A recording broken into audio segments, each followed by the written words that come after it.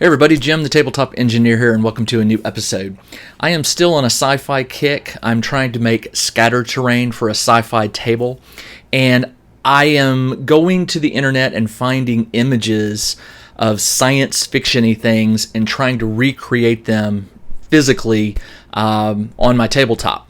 Now, I recently did one that I called the Anti-Orbital Missile Launcher, and today I'm working on one that is similar in vein, but it's more of a cannon.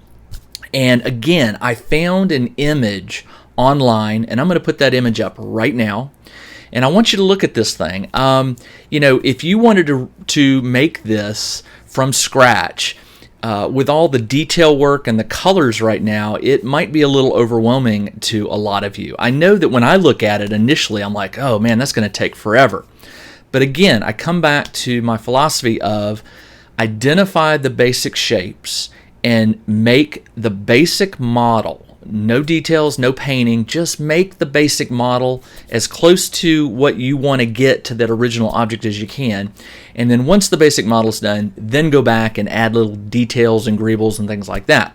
So in this episode, I am going to, once again, this is going to be a two-part video. This is part one, and I am going to show you how I made a basic model of that image. Now, sometimes you'll find these without the detail and paint job, especially if you go to websites like TurboSquid that offer up, these are 3D models that would be used in like video games. So a lot of times the artists that make them, they will include the stripped down version without any paint or surface, detail, and then they'll include a finished version. So what I'm going to show you right now is the basic model. I'm going to pop that up right now. And if you'll notice, it's a little more complicated, I think, than the previous one, but not too much. It's got identifiable shapes that you can recreate, and there's a lot of different ways to do this, as you will see in this video. Where I use foam, somebody might choose to use chipboard, and where I use chipboard, somebody might want to use foam. There is no correct way here, all right? So let's get to the tabletop. Let me show you how I made this base model, and then later in part two, I will add all the detail work, paint it up, and we'll see what it looks like. Let's get to the tabletop. I began this project by cutting the base of the cannon to 3.5 by 3.5 inches, and then I used my Proxxon to cut the edges sort of like a stop sign. I think I set these at 1/2 inch in on each corner, and I just used that as a guide to use my blade, not the Proxxon, to cut the edges. And you'll see the basic shape in just a second. Most of this base is going to be hidden by legs and other objects, so you really don't have to go crazy here with giving this a lot of weird shapes and stuff. Then what I did was I ran it through and I just beveled the edge all the way around to give it a slight angle. Next, I tackled the legs. There will be 4 legs, and these are kind of like spidery looking. They actually are 2 parts with a little spacer in the middle. You don't have to add that gap, but visually it looks good, and it also, if you look carefully at the original image that I'm basing this cannon on, that gap is there. So I broke the leg into 2 parts, an upper leg and a lower leg, or you could call it the foot, I guess. And I cut out 8 of the upper leg pieces. And rather than try to make these all out of chipboard, what I did was I cut out those 8 pieces and I glued them onto small 1-inch wide pieces of foam. I glued one on the front, flipped it over, glued one on the back, making sure that at least one point, was lined up with the edge. And then I ran these through the Proxxon using the chipboard as a guide, and it basically leaves me with these unusual shaped legs that I didn't have to create all out of chipboard. I could have done that, but it would have been a lot more work. Now here I'm doing the smaller pieces, the feet. I did this the exact same way. I cut out the small feet, 2 per side, glued one on one side of the foam, one on the other, and then used my Proxxon and just guided the cut along the chipboard. I cut a small 3/4 inch by 3/4 inch piece of foam as a gap and just glued it between the 2 leg portions, and let that glue dry really well, and then you end up with 4 legs. I added a spacer just to give some visual, you could glue everything to the foam, but leaving gaps sometimes makes it look like it actually can move. This thing will not move. But I used that spacer to glue on a square, about a 1 3/4 inch square in the center, and then that gave me something to glue the 4 legs on. But what it did was it left me a gap in between the legs, because the legs don't go all the way and meet up with one another. So I created this little box out of chipboard, and I just glued it right down in the center, and it gave the legs something to be glued to. Then I cut another similar sized 4-sided square out of chipboard. I folded it up, glued it together, and then I glued it on top of that previous square, but I moved it back about a 1/2 inch, just stagger it a little bit.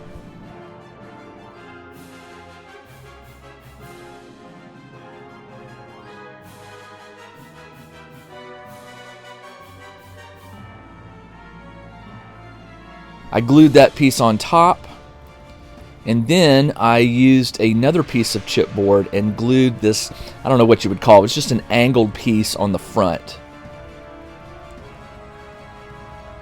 Right here, I just glue it. It's just a visual element. It doesn't really serve any function other than just breaks up the 90-degree angle pieces. Alright, before I glued on what I call the cowl, I needed to seal that hole up on top. So I cut this unusual shape, looks like 6-sided with different lengths of sides. And this gave me something to create the cowl. Now, what I want you to notice about the cowl is these pieces are sort of cut to size and then trimmed down little by little to fit properly. This is just, it's test it, cut it, fit it, test it, cut it, fit it. And I worked all the way around, and what it basically comes out to look like, it sort of looks like a helmet. I didn't put there's no front to it, as you'll see in just a moment.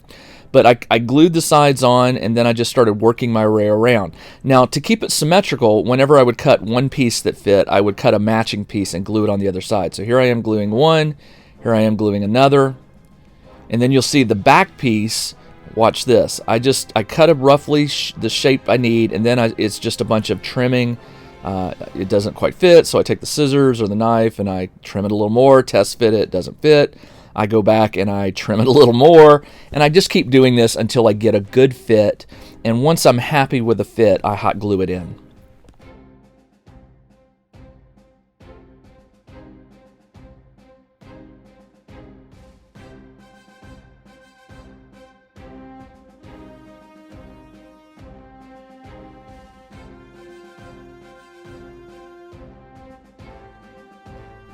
Alright, next I made 4 copies of this little angled panel. These will be sort of like we'll call them the arms that jut out from the main body that will hold the cannon barrels.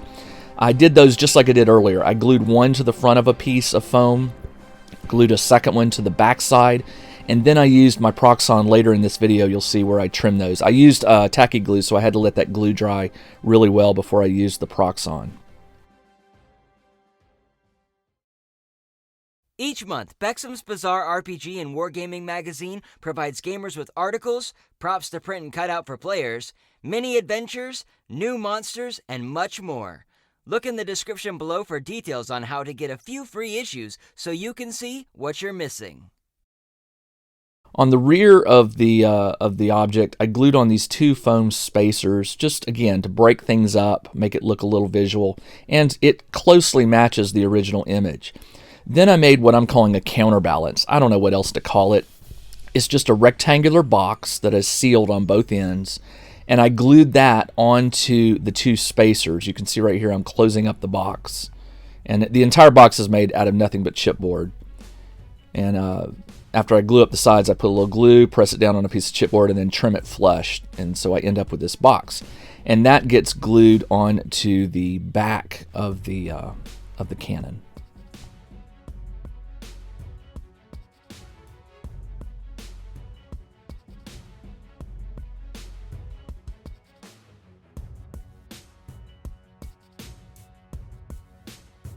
Next, I worked on what I call the rear fins. I don't know what purpose these serve other than they look really cool. And these were cut out of nothing but foam. They're just sort of rectangular pieces with a bevel cut to give them just a really cool visual appearance. Those are glued onto the counterbalance on the back. I just marked a line where I needed to glue and then glued them on. And when you're looking at it from the front, you can see the angle really well. Then I went back. The glue had dried on those cannon mounts or the arms, so I went and trimmed those up with a Proxon, and I pressed those really hard into the chipboard side to create these little indentations. And those indentations allowed me. They sort of act as guides for where I would put the hot glue. And so I filled those with hot glue and then pressed them back on. Because the top helmet thing is angled, you're not going to get a straight flush glue.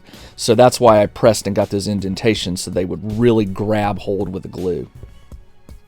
Next, I took 2 Sharpies. One was empty. It was the pink one, so I pulled it out. The other one was a darker pink, which was a good one, but I know I'm never going to use it. And I hate to waste a pen, but I needed those tubes, so I pulled the tubes out. And those will be the cannons. And then what I did was I took a piece of chipboard and I cut it at about 2 inches thick, and then I made 1/2-inch scores. And when you fold this up, you end up with this stop sign octagonal shaped barrel, which you'll see in just a second right here. And I put one end on each of the octagons, leaving one end open, and then I stuck a piece of foam down in it as a spacer. This will keep the pins from going too far in. It gave me a visual depth so that the pins would jut out at the same length. Then I traced the end of each of the octagons, cut that out, traced a circle around one of the Sharpie pins, and then instead of cutting that circle out, I made slices at different angles, sort of like a star pattern. And then you take the Sharpie and you push it through, and it pushes the cut cardboard or chipboard back, and then you hot glue it so the pen doesn't move, and then glue this entire thing onto the top of the octagon to create a single barrel. Again, you could probably get away with cutting the hole out and then just gluing it, but I found that these little tiny star or triangular shaped pieces of chipboard that folded back into the body of the barrel, they provided a place to glue the barrel to the actual Sharpie marker.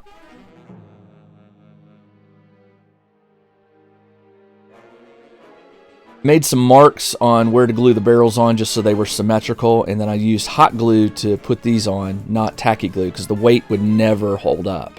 So use hot glue, and then to finish this off, I made what I'm just calling them cowls again for the barrels.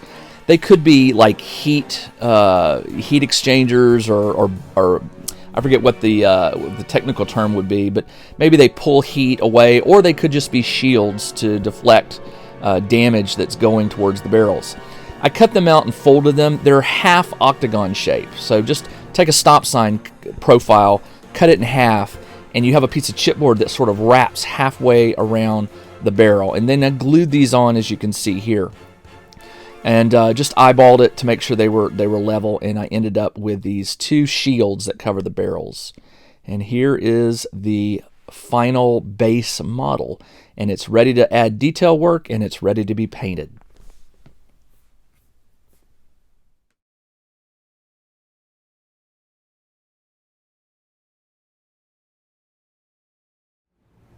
Okay, there you go. This video is all about just getting to the base model right here. Again, this is nothing, it's not done, not painted, no detail work. It actually looks kind of cool, but I don't care for the pink and the brown. I want it to look like the finished picture. So I hope you liked this. Just as an aside, in a previous life, I was a technical writer, and my job was to take complicated subjects and rewrite them or write books about them so that the average person could understand certain topics. I don't do that anymore, but with the videos, I kind of feel like I'm still kind of getting to do that. I like to take complicated ideas, and in this case, maybe a model image, and I like to explain or break it down into simpler steps that anyone can follow, and I hope I'm doing that okay. I welcome your feedback. Tell me if you like this kind of thing or not. It's definitely enjoyable to me. It's relaxing to me to craft at the table, and the more complicated the object, sometimes the more time it takes, but sometimes it doesn't take a lot of time. Time goes by very quickly for me when I'm in the zone, and I was totally in the zone on this one. All right, that's all I have for this video. In part 2, I will add all the detail work and get this thing painted up, and we'll see what it looks like compared to the original image. Last few things for you are, please come and join me over at the Tabletop Engineer Facebook page. It's my Facebook page, and it's where I invite people to come and post pictures and questions and just talk about terrain crafting and things like that. The other one I want to talk to you about is the Tabletop Crafters Guild. I am one of the 6 guild masters over there, and we are currently at over 35,000 members. And we invite you and anyone else that likes tabletop crafting to come and join us there. Again, it's a place to post your pictures of the things you're making, ask questions, answer questions, and just have fun with people who share in our hobby. If you liked this video, please consider clicking the thumbs up button. If you didn't like it, click the thumbs down button. But please do click the subscribe button if you want to be notified when the next video becomes available. And then finally, I would like to invite you to become a patron of mine. Information is in the description below. But for just $1 a month, you can get access to these crafting videos 1 to 2 weeks before anyone else, before I post them on YouTube. And also my patrons get other bonuses. I do live crafting sessions, live discussions, meet and greets. I have giveaways. I post PDFs. There's a lot of stuff that you can gain access to for just $1 a month. And that $1 a month helps me to continue to make videos and try to make this a job, which is what I'm really trying to do. So if you're enjoying this and you can spare $1 a month, please do. I don't want to charge $10 or $20 to each patron. I want to keep it small, which means I need a lot of patrons like you. So thank you for your support, and to my existing patrons, thank you for supporting me. All right, that's all I have. This is Jim, the Tabletop Engineer. I will see you in the next video. Take care.